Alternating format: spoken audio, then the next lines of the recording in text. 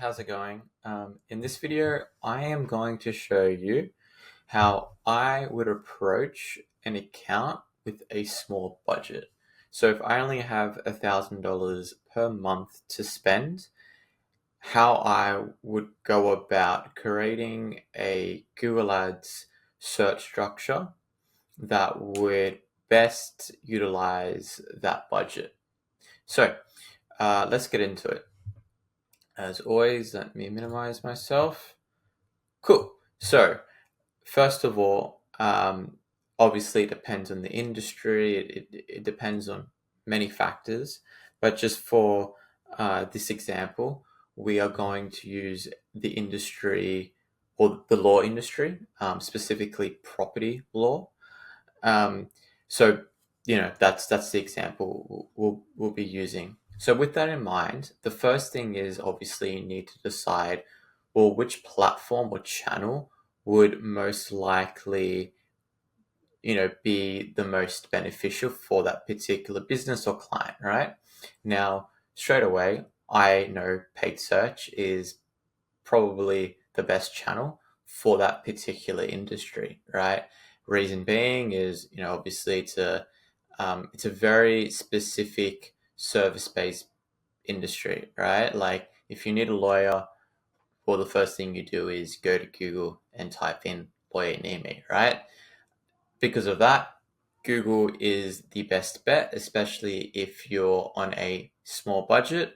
Yeah, there's no reason to run paid social in my opinion. I feel like paid search is going to get you a better result.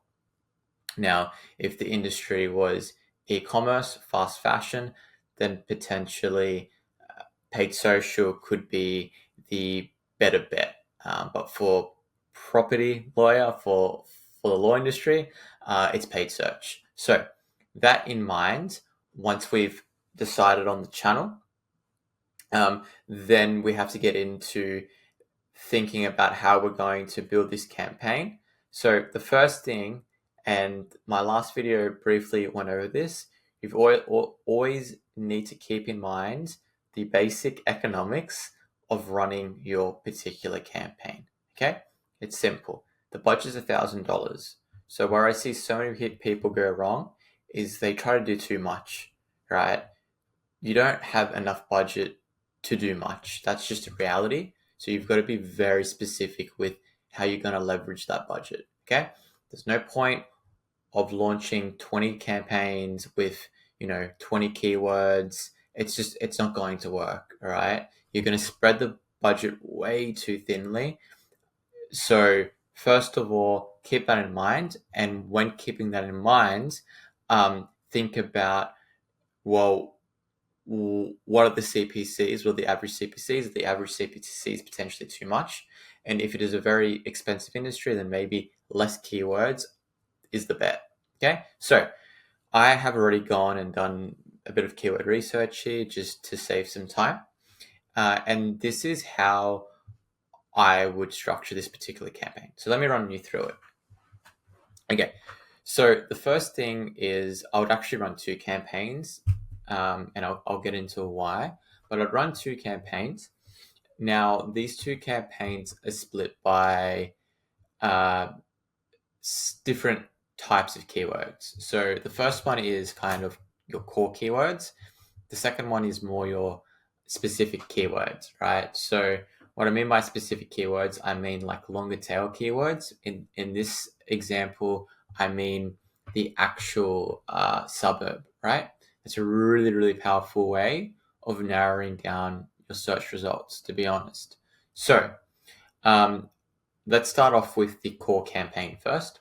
So three very, very basic keywords I've put here, okay?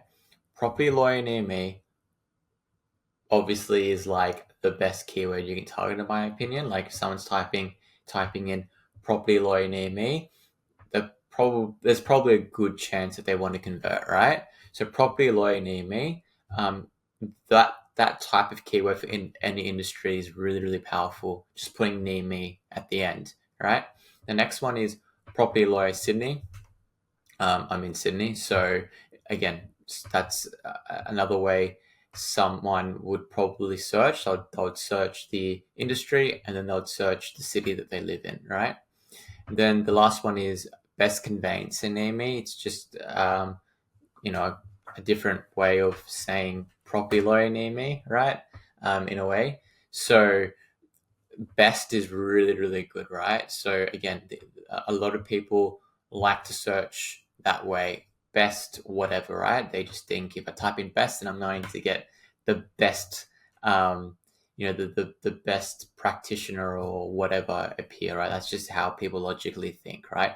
Little do they know, you can just pay to show up, right? So you definitely want to show up for searches like that as well. Best, and then whatever the industry or whatever the particular business you're running, right?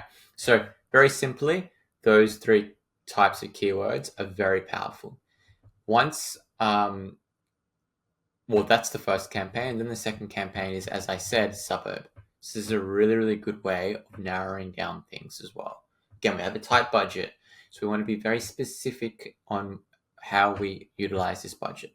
So if your particular client or business is only running or only runs in like a specific area potentially, then maybe you only want to focus on that area, right? So here I've put 3 kind of suburbs down, right? And you can see search volumes narrow a bit, and that's a really, really good way. Again, similar to city, right? Like Property Lawyer Sydney, if someone's typing in conveyancer and then suburb, well, they're probably very high intent prospects, and you want to show up for that specific keyword, right? The other thing that I haven't mentioned here as well, which I didn't, all these keywords, I would run them in exact. Whenever you have a tight budget, and whenever it's a new account as well, always run on exact, right? Especially if it's a very, very niche industry, you want to make sure you're showing up for the exact keyword, right? In the beginning, because you don't have a lot of money to waste. And on that, another point is, right, if you're running very tight, so you're running like exact match keywords and then on manual CPC, and I'll get into settings in the next tab. But if you're running like exact match keyword for a suburb specific keyword, right, you max out that CPC bit as well, you're probably going to show up. And the reason being is a lot of advertisers are lazier now, right? And they very much rely on like broad match keywords, smart bidding, and just a broad keyword like property lawyer, right? And then they're relying on that to kind of show up for all of these types of search term variants, right? And like that can happen if you have a very, very large budget, right? But also they're not specifically focusing on that keyword. They're not focusing on that particular search term. And that gives you an opportunity, right? Because a lot of large advertisers, that's the strategy that they run. They just run broad match keywords, and they have massive budgets, so they can afford to do that. But when you don't have a massive budget, you can't afford to do that. But the opportunity there is you can go very, very specific with your keyword targeting, right? And max out the CPC, have a really high quality score as well, potentially like an 8. And 9 out of 10 times, you're actually most likely going to appear at that number 1 position, because you're focusing very much on that particular keyword and you're trying to optimize as best as possible, right? Broad match keywords in a large account, obviously they may show up, but they're not specifically focusing on that keyword. So if you go in the auction with a very high CPC, high quality score, you're probably going to appear, right? That's just reality. So that's why I heavily advise against running broader keywords. That's why I haven't included property lawyer here. There's no point. If you include property lawyer here, you're just going to get destroyed in the auction, because all these larger advertisers would be focusing on property lawyer. So you want to really, really try to niche down as much as you can, right? Assuming that there's search volume there, and focus on the more longer tail keywords. Okay, so just keep that in mind. Run everything in exact match, and what you really want to do, right, is you want to be on top of those search terms from day one. Go into the search terms and exclude everything that is not relevant to property lawyers near me. If you're showing for like property lawyer, for some reason a search term like property lawyer comes up and it's a bit broader, or even conveyancer, like conveyancer or something, right? That is just a bit broader and isn't specifically isn't specific to that keyword. It's a little too broad and it's appearing in the search term results. Just negate it, like exclude it, right? And you want to really make sure all your search terms are as specific as possible, right? Because you don't want to waste money. There's so much to get through. I may do another video on that in terms of how to best approach search terms. But the point here is make sure you're including all these keywords as exact match.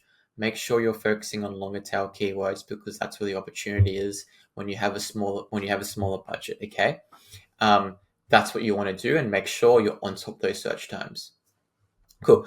All right. So the next tab I want to get into is this calc, right? So calculator. So I've gone through a similar calculator in the past in one of my last videos. Okay, but I've also included it here. So this is what I mean by just understanding the basic economics of running your account. So what I've done here is impressions I've just summed up the total search volume from the all the keywords that we listed. So total search volume is 1,840 available searches. Okay. Now that isn't one for one, right? Like that, don't take that as an exact number. Like when you're using Keyword Planner or SEMrush, obviously, they're not going to give you the exact number, but they give you a good indicator, right? So this could be a little less, this could be a little more, but also this is assuming that you have 100% search impression share as well, okay? Which may not be the case, depending on environmental factors such as potentially more expensive cost per clicks, right? When you start running your ads. Keyword Planner has given us a cost per click of $20, but when you start running your campaign, you may notice that keyword actually has a average CPC of potentially $30, and that happens often. Keyword Planner is off, right? And the other thing is that's the average. Well, you want to make sure that you're maxing out it, right? So the average might be $20, but to appear at the absolute top of page, you may have to spend $50, right?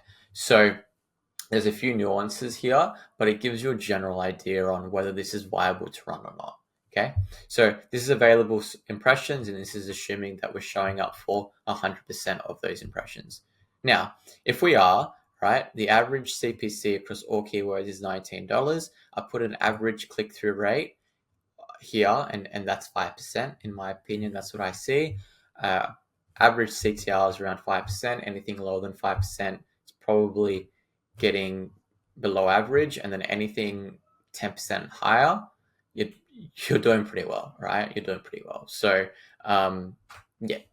And then conversion rates probably on the higher end, to be honest, but I'd say anything between 1% to 2% is average, right? That's what you should be aiming for. Anything higher, again, is really strong. Anything below 1% is quite weak. So assuming these base metrics, we can expect 92 clicks to conversions at a CPO of $958, which means we'll be spending a max of $1,763. So that's already above the budget of $1,000. But again, remember that this is assuming that we're showing up for 100% of impressions. CPC's $19 and all of those basic metrics that we've listed here. Based on that, I would say that this is viable, right? In the beginning, okay? I'd run this campaign for a month. As that month goes on, the first thing I'd be looking at is, okay, am I showing at the do I have absolute top impression share rate on my keywords, meaning, right, are my ads appearing at the number one position when they are being shown? And if the answer is no, right, then obviously you have to raise your bids. And also, are you consuming 100% search impression share? And if the answer is no again, then you may have to adjust your bids. And having to adjust your bids means that you need to free up budget potentially as well. And what that could mean is you may have to narrow your keywords even further. And that could be pausing one campaign or pausing a few keywords, right? And narrowing down a bit further. I would very much prefer to go all in on like 3 keywords, getting 100% search impression share, getting 100% absolute top of page rate, right? Knowing that I'm actually competitive for that particular keyword, assuming it's a high intent keyword. I would much rather do that than just bid on 10 keywords and hardly ever showing up. Okay. And also, I forgot to mention why I said 2 campaigns instead of 1 campaign, and having 2 ad groups, right? So the reason why I haven't included, the reason why I didn't have 1 campaign and then an ad group for core keywords and an ad group for suburb keywords or location keywords is because the issue with that is you don't have control over the exact budget being allocated to each ad group, right? And what will most likely happen is, if we come back to here, this particular campaign is probably going to get most of the budget. The reason being is because the search volumes are a lot higher, right? Especially this keyword right here. It has 590 search volume, meaning that this keyword's probably going to consume most of the budget. So if you have $1,000, you have both of these. You have each campaign as an ad group in one campaign, right? This particular ad group will get most of the budget because the keywords in that ad group have high search volumes, and therefore that's just how Google works. It's just going to naturally gravitate towards showing your ads on these keywords more so and bidding on these keywords more so.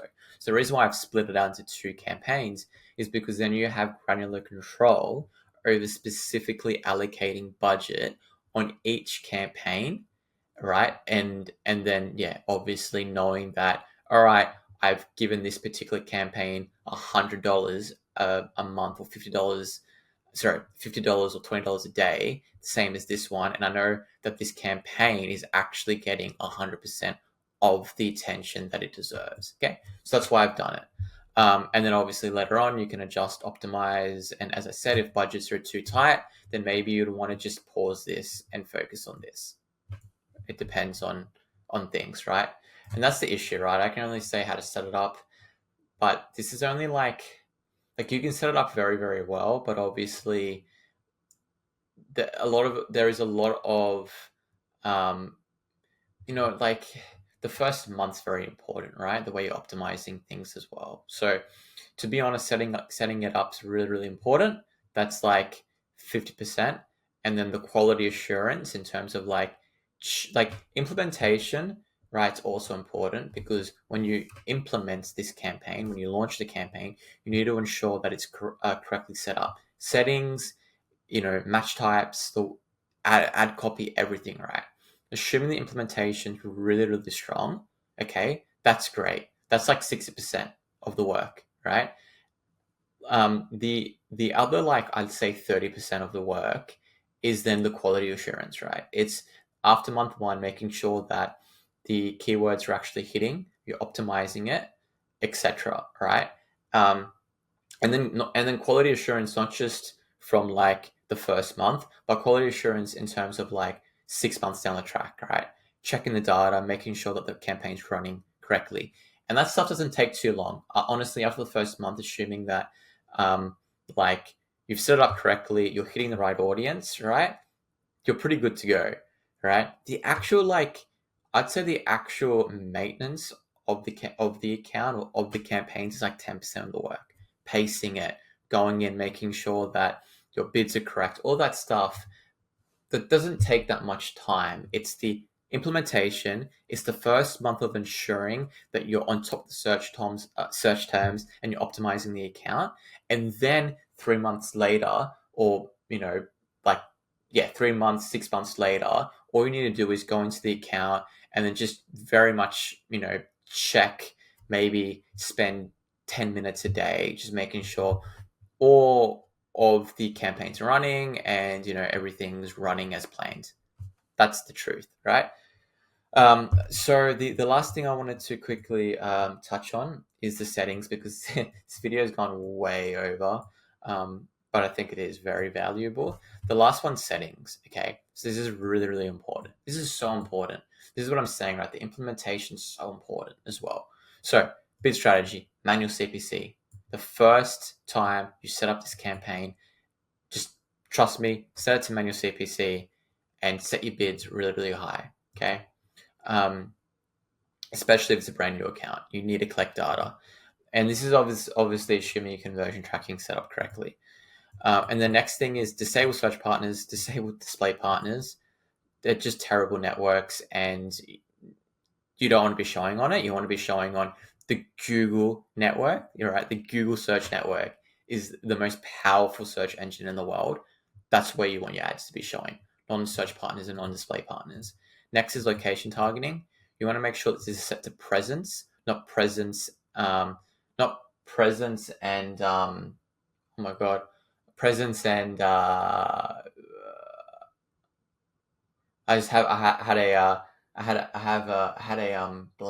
have a blank memory. Sorry, presence and like visiting or whatever it is, right? Like there's a setting where you can have presence, so anyone who actually or presence and search or something. Anyone who's actually in the location or anyone who's searching. So, for example, if someone's typing in property lawyer near me or property lawyer Sydney, and they're searching from like Canberra or Melbourne or something, well then the ad's going to appear for them. You don't want that to happen, right? So you want to make sure that you're only targeting people who are actually in that location. Okay, so make sure presence is on, not the other one. Then you want to ensure that auto created assets are disabled. Definitely disable that stuff. The next thing as well is negative keywords. I'm not going to touch on this too much, but this is a whole entire video. You want to make sure that your negative keywords are in place as well from day one. So I've put it here, exclude all search terms from the start that you believe may be an issue. So if you think like there's different verticals potentially in the law industry that you may search up, that you may appear for as a search term, then just exclude that. Exclude every potential search term that you may show up for, that you think could be an issue, and just exclude them all, right? You always want to exclude the brand term from these campaigns as well. You don't want to be showing up for your brand term. You only want to be showing up for the actual, keyword that you're bidding for, right? Like, we don't care if someone's searching up your brand name. They're going to convert organically, right? You want to make sure that you're segmenting brand traffic and you're segmenting generic traffic. Cool. All right. Because this video has gone way too long, I'm going to stop it there. So I hope that this was beneficial. I hope you learned a thing or two. And if you have any questions, leave them in the comments. If there's any other I don't know, videos that you want me to make, I'm more than happy to. Yeah, I hope that was helpful. See you later.